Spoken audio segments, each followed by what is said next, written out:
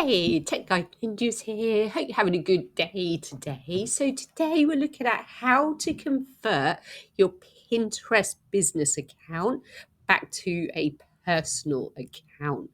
So maybe you have a blog or business that you're shutting down and you don't want the business account anymore, or maybe it's another reason. Whatever your reason, this is how you convert your Pinterest business account back to a personal account. All you need to do from your home feed is click on the top right hand corner, click down and click on settings. From there, we're going to go down to account management on the left hand side and scroll down a little bit, and you should see a section that says convert to a personal account.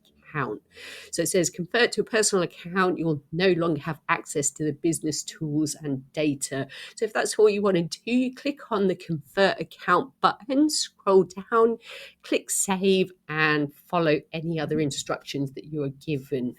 I hope that was helpful. Please like the video and subscribe, and I'll see you soon.